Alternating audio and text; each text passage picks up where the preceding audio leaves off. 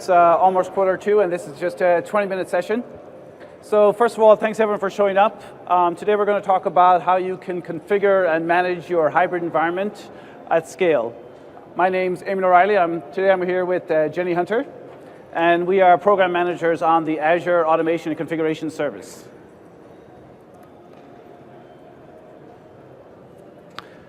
So as you start to bring your workloads into the cloud, or you're responsible for managing hybrid environments, it can actually get very challenging to ensure those are correctly managed. And so one of the things we wanted to make sure is that you can get control over those environments so that you can ensure that all of the policies and procedures that you have to apply actually get correctly configured.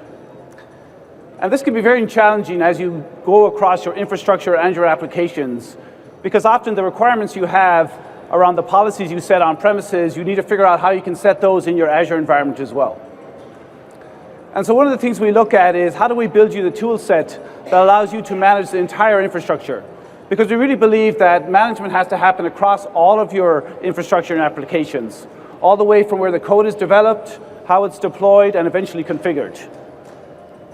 And so if you have requirements about setting your policy onto your infrastructure, there's also a set of requirements about how do you put your knowledge on how those applications infrastructure are supposed to be configured so that as they get deployed, you can actually deliver all of the capabilities on demand and at scale. And so Jenny's going to actually talk a little bit about our automation configuration services we have in Azure that makes it easy for you to apply those policies at scale and actually move all of your knowledge into the system as well. So that as you need to move and deliver those services on demand to your end users, you can do that in a controlled way and at scale. Great, thanks, Eamon. So automation and configuration is all about how do you bring your resources under management and then keep them in the state that you set them up for your organization.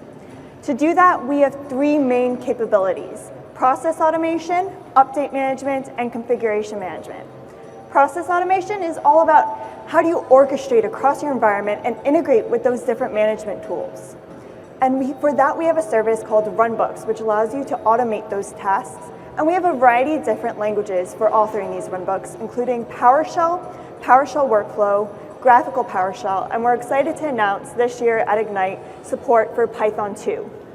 We also have a service called Hybrid Runbook Worker, which allows you to run these runbooks against your local resources. Update management is all about how do you gain insights into your environment for what updates are missing for both Windows and Linux, Azure and non-Azure, and then take that next step to deploy the updates to your environment. And last, we have configuration management. Configuration management is all about how do you deploy, track, and control the configurations of your machines across your environment. And within configuration management, we have 3 key features. We have a reporting service layer built on top of PowerShell Desired State Configuration, or DSC, which allows you to declaratively state what your golden image or desired state for your machine is. And then we have change tracking, which gives you a single pane of glass view for what is happening and changing inside your environment. And then we have inventory, which allows you to see the last reported configuration state of your environment. We also have different shared assets and resources, such as schedules and modules, and a secure store for your assets, such as your variables, credentials, connections, certificates, so you can use them across all of our different services. Overall, automation and control, or configuration, is all about increasing your productivity and the efficiency of your management. And we do this through really strong support for both Azure and non-Azure hybrid environments, and then also through consistent investments in both Windows and Linux. Now, Eamon is going to start you off in the demo by showcasing the automation account. Thanks, Jenny. Okay, so if you're inside the Azure portal, I'm going to walk you through a little bit of the services we have and how you can actually get started using them. So as you can see over here, we have a service called Automation Accounts. And if you could click into there and create a new automation account, but I have one created here, so I'm just going to click into it. And what you'll automatically see here is on the left-hand side, this is where all those things that Jenny just talked about appear inside the service. So at the top level, you can see all of our configuration management capabilities are available over here on the left.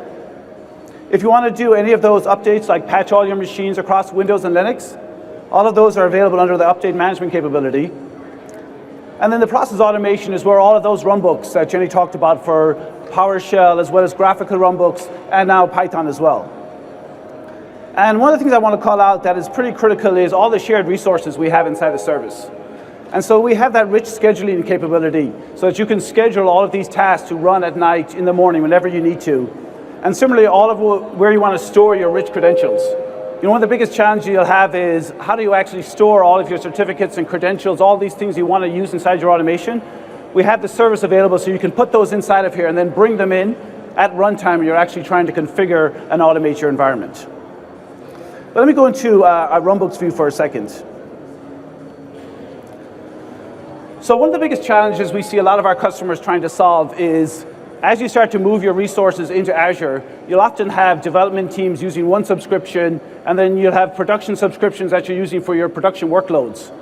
And what you'll notice is that a lot of the development teams, are deploying a lot of virtual machines, a lot of resources, but they're not really managing the cost associated with those. And so they'll just run for 24/7, even though the devs are only around during the period they're actually working on them. So we see a lot of our customers actually applying some cost controls onto those. And one easy way to do that, if I just search here from all the runbooks I've tagged with Ignite, I actually have a runbook inside of here that's called Stop Azure VM. You can see the different types of runbooks we have with the symbols like graphical authoring, PowerShell, but I wanted to go into Python since we just released it for Ignite. So if I click into the Python and I show you how it looks, for those familiar managing Linux or maybe even Windows, Python works very similar to how PowerShell does. But what this one does, it allows you to say, okay, I want to take maybe a resource group and a particular VM that I want to stop, or maybe just a resource group and all those VMs will get stopped, or maybe the entire subscription, because it's a development subscription, I want to stop all of the Azure VMs in there at a certain time. So if I close out of here, you can then go into our scheduling capability. And I can say, for all those machines that aren't being used during at nighttime, I want to actually shut them down by running that runbook. So I can go in and create a new schedule automatically here. But I also can reuse schedules I have inside my environment. So if I scroll down, I can see I have one that says at 7 p.m. every night, run this runbook. And I can select that and then have that used inside of my environment. And it'll go down and shut down all the VMs. The nice thing is those parameters I showed you, you can just enter inside of here. So this one is set up so that it'll just stop everything in subscription, but it could stop things in a resource group, or you can define it your own way. This is the idea that you can apply your own knowledge. So it might be tags you've set on resources that you want to go and shut down everything with those tags. And that can just run directly inside of here. The other thing to call out is all of this can run directly from the Azure Automation Service. So you don't have to deploy any infrastructure to take advantage of all these capabilities. But if you do have resources on premises, you can select our hybrid worker, and then now the hybrid worker will perform exactly those automation tasks that you're doing up in Azure in your local environment, so we can get access to all of your on-premises resources like Hyper-V, VMware, anything else you want to automate. So I'm going to close out of here, and I'm just going to talk a little bit about one other core capability we see a lot of our customers doing is, how do I get all of these virtual machines under management so that I can actually start to apply policies like every machine should be domain controlled, or the firewall needs to be enabled on all these machines. So again, we have a runbook that's available. If I go to our runbooks gallery, what we do is we pull in all of these runbooks that are available up on Script Center and on PowerShell Gallery. Microsoft ones as well as community-based ones. And so what I'm going to do is just search for one. I'm going to search for a DSC. And you can see here there's a graphical runbook. And what this graphical runbook does, it automatically onboards all of the machines you have in your environment to our desired state configuration service. So again, you could set this up on a schedule or any kind of mechanism you want, and it will go, and every time VMs get created, they'll be automatically put under management because now we have knowledge of them in our configuration service, and you can go apply policies.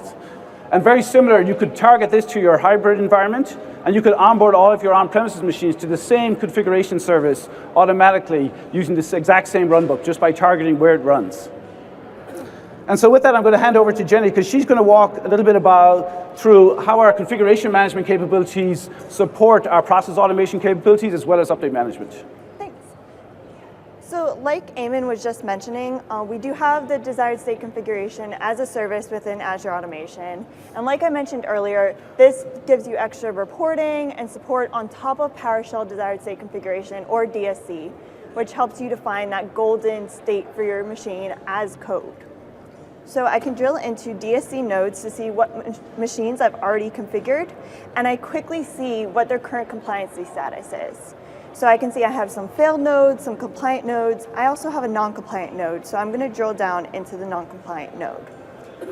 Here I can easily see the last time it reported and when that report started and ended. I can also see exactly which resource failed the compliancy test. Here I would like to also note that the configuration mode at the bottom is apply and monitor, which simply lets you know if your compliancy has failed. We have another mode called apply and autocorrect, which will try to remediate the issue for you. Now this is especially useful if you're, for instance, trying to configure a web server and need to make sure a very specific version of the .NET framework is installed and to ensure that the IIS service is always running. And if I drill down into another one of these, I also want to show that you can click on the configuration to open up the configuration that was imported and used on this node, and you could easily click View Configuration Source, and it'll open up the source code for, let me click back. It'll open up the source code that was used for this configuration. Let me try a different one first.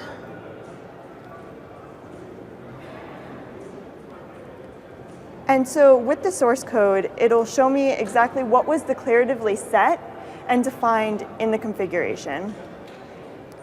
So here, let me just move on for now.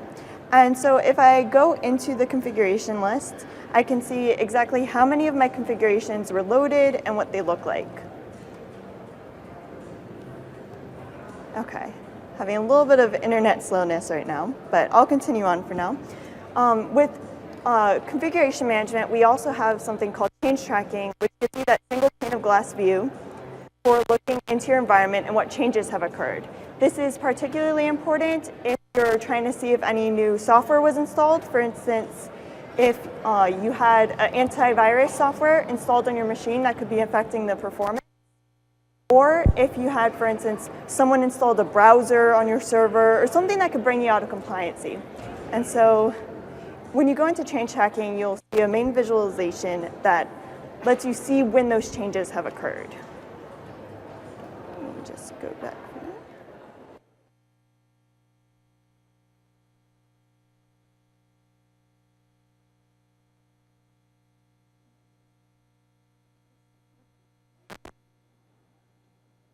Hang on with me for one moment while we face some technical difficulties.